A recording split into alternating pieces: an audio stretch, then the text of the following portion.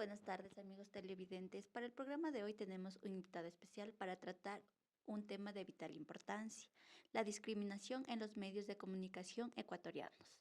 Para ello tenemos el honor de contar con la presencia de Byron Gallardo, comunicador social. Hola, un gusto, muchas gracias por la invitación. El primer tema que vamos a tratar es el abordaje de noticias sobre la violencia de género y la estigmatización. ¿Cómo cree que los medios de comunicación en el Ecuador abordan el tema de la violencia de género?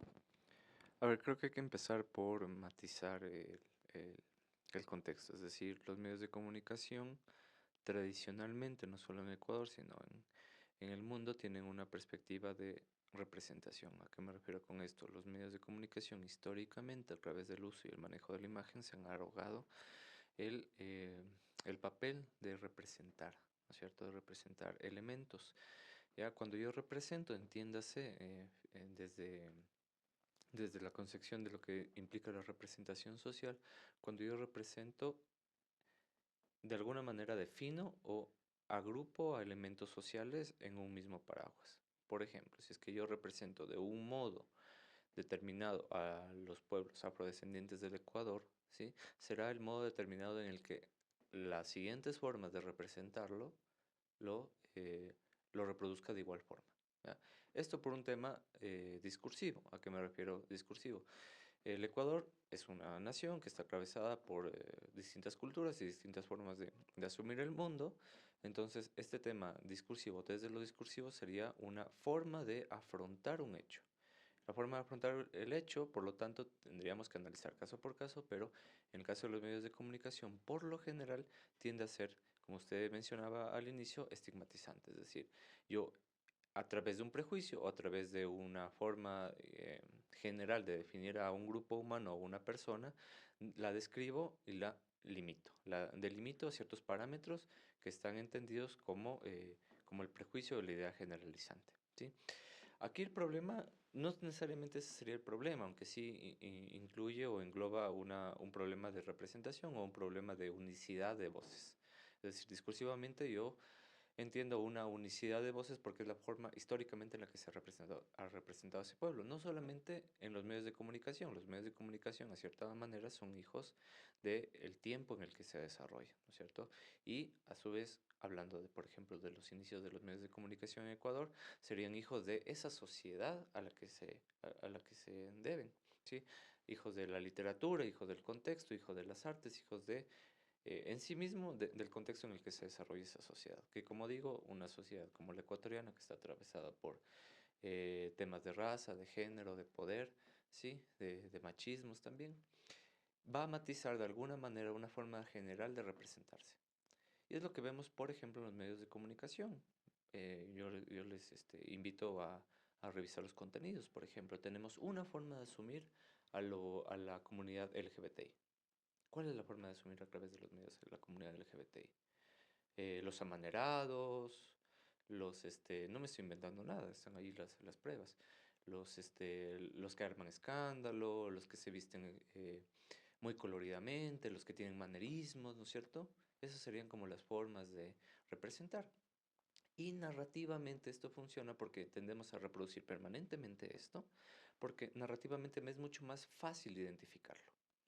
¿Sí? Aquí yo siempre hablando de estos temas, yo siempre recuerdo una forma de ejemplificar esto, sería que si al público, hay esta frase de que el público hay que darle siempre lo que quiere, ¿no es cierto? ¿Ya? Yo me preguntaría a su vez, ¿quién define el gusto social? ¿Sí? Y como decía, los medios de comunicación están acostumbrados a representar lo que le gusta al público, ¿ya? Sin embargo, hay que entender o analizar que los medios de comunicación están atravesados obviamente por una forma comercial de entender a los públicos, ¿sí? Esto diría por ejemplo, la teoría crítica diría, es una industria cultural en el que te presenta un empaquetado que tú consumes siempre de la misma forma y siempre representa, por lo tanto, de la misma forma a este grupo humano. Llámese mujeres, llámese pueblos minoritarios, minorías étnicas, pueblos afrodescendientes, pueblos indígenas, el otro, en sí mismo el otro, tenemos una forma como sociedad de ver al otro con miedo. ¿Ya? Por eso se explica que los discursos frente a migraciones siempre sean los mismos. Nos vienen a quitar el trabajo, nos vienen a robar, nos vienen a matar, ¿sí? Es el otro desconocido al que yo le tengo miedo. Por lo tanto, a través de esta caracterización creo que es un poco la definición de la sociedad ecuatoriana, ya que como decía, está representada a través también de sus medios de comunicación que tienen tópicos al momento de reproducir mensajes o de reproducir discursos sobre determinado grupo humano. Ya, ok. En todo el tiempo que usted trabajó en los medios de comunicación, ¿alguna vez notó algún tipo de estigmatización en las noticias relacionadas con la violencia de género? Bueno, yo trabajé en medios que no tenían que ver necesariamente con violencia de género, pero la violencia de género se la puede entender desde distintos puntos de vista, no solamente el hecho de una persona golpeando a una mujer por el hecho de ser mujer, ¿cierto? O agrediendo a una mujer por el hecho de ser mujer, sino también la forma en la que se representa. Yo le voy a poner un ejemplo. Yo trabajé algún tiempo en periodismo deportivo y recuerdo que en ese momento hubo el auge de el primer campeonato nacional de fútbol femenino, ¿sí? Entonces, las formas en las que los medios giraron a ver o regresaron a ver o empezaron a entender, a matizar, a representar ese campeonato, se daba mucho desde el tópico, ojo, yo me daba cuenta de esto, desde el tópico de ellas también pueden hacer esto, ¿no es cierto? Si bien no está mal en teoría, estás diciendo también como esta forma de hacer deporte es como una novedad para nosotros y vamos a enfocarlo, vamos a representarlo. Y claro, entonces me acuerdo a mí que me pedían que haga reportajes sobre las jugadoras más guapas del torneo, ¿cierto? Reproduciendo el hecho de, si bien están practicando un deporte que es el más famoso a nivel mundial, que el que convoca más gente, no me importa si juegan bien o mal, me importa si son guapas o no, ¿cierto? Entonces, lo que nosotros intentábamos como comunicadores, era un poco la disputa en la sala de edición, es así como ellas son guapas o feas, o no importa, ¿ah? Lo que nos debe importar, por ejemplo, es si son madres. Porque nos dábamos cuenta que una particularidad es que iban con sus hijos a ver los partidos. Entonces los hijos o daban de lactar después de los partidos o en medio de los partidos porque el niño tiene hambre, ¿ya? O también el tema económico, es decir, mientras tienes a un jugador que gana miles y miles de dólares, hombre, tienes a la jugadora de la misma selección nacional, de la misma profesión, del mismo deporte que no ganan ni la décima parte de eso. ¿Ya? Incluso en ese tiempo no habían sueldos. Es decir, la selección ecuatoriana de fútbol no tenía como un rubro determinado, era más menos como lo que conseguías, ibas y veías si es que había algo por ahí que rebuscar. Entonces también está atravesado permanentemente esto por deficiencias o temas de género, temas de paridad, temas de igualdad, temas de justicia social. Entonces sí, para cerrar un poco la idea, los medios de comunicación tienen sí, a mí me pasó que de algún modo yo lo relaciono con la violencia de género, porque también es una forma de violencia, la forma en la que representas, insisto, a una mujer que juega fútbol, no por el hecho de jugar, sino porque si es guapo o no, ¿cierto? Entonces, creo que sí, los medios de comunicación mantienen esa forma sesgada y generalizante de representar a lo que es el otro, porque tomen en cuenta también que cuando representa a, digo esto, con todo con todo intento de tino, cuando representa a un hombre, lo hace distinto, cuando representa a un hombre blanco, lo hace distinto, cuando representa a un hombre con poder, lo hace distinto. Vemos solamente el ejemplo del el último debate presidencial. Se lo representó a Novoa y a Otto como los triunfadores, o a Topic como los triunfadores, son hombres blancos con dinero. Por más de que se haya equivocado o no, Bolívar Armijos, al ser de tez morena, ¿ya? Y al tener origen humilde, se lo representó mucho más burlonamente. Puede que otro igual haya dicho, o otro candidato haya dicho igual cualquier cosa, ¿ya? Pero está sesgado, está atravesado por el color de piel, por la situación económica o por el origen de donde viene. ¿Y cómo cree que esto afecta a la sociedad? Creo que la sociedad sigue repitiendo patrones, por lo tanto. No es que los medios, no voy a pecar ahí de fatalista o de absolutista, es que los medios definen a la sociedad o esa visión absolutista, como digo, tal vez de la teoría crítica en su momento, o de la escuela de Frankfurt en su momento digo, porque después hubieron otros avances. Eh, Creo que los medios son reflejo de la sociedad son reflejo de los medios. El tema es que, claro, los medios están atravesados por una masificación del discurso, entonces de algún modo representas o tienes cierta preponderancia al momento de hablar, al momento de difundir un discurso. Por lo tanto, ¿no es cierto? Eh, los medios creo que tienen que dejar de arrogarse el papel de representación. Y la gente, ¿y cómo se logra eso? Que la gente deje de creer que los medios, por lo tanto, el, cumplen el papel de representación. Es decir, ¿por qué no le voy a pedir yo al medio de comunicación que deje de hacerlo porque no lo va a hacer? La opinión de un ciudadano finalmente quizá importe muy poco, pero ¿por qué no hacer otros medios? Es decir, jugársela por hacer otros medios con otros contenidos, con otras formas de representación que no sean necesariamente encasillantes o no sean necesariamente estigmatizantes. Es decir, hacer el juego a los medios sería seguir consumiendo esos medios, ¿sí? Ya que los medios se definen por si es que tengo o no audiencia o rating o publicidad o puedo vender publicidad, tal vez la solución está en nosotros producir, pelear otros medios, nosotros como comunicadores, digo, en las salas de redacción, el ejemplo que ponía hace poco, o como sociedad dejar de consumir los mismos medios de siempre y empezar a generar también otros contenidos. Hoy estamos viviendo una etapa en la que ya no solamente consumimos, sino también podemos generar otro tipo de medios y otro tipo de contenidos.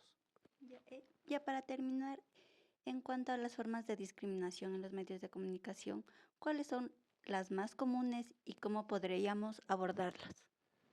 ¿Cómo podríamos abordarlas desde la crítica? Las más comunes. Yo creo que estamos atravesados como sociedad todavía con medios de comunicación que son eh, profundamente desiguales en el tratamiento de género, por ejemplo, ¿ya? Hacia mujeres, hacia la comunidad LGBTI. Es decir, hasta hace poco, hasta hace un par de años, me acuerdo que saltó la noticia de que un medio de comunicación, no voy a decir el nombre, seguía tratando una violación hacia una mujer, ¿cierto? Como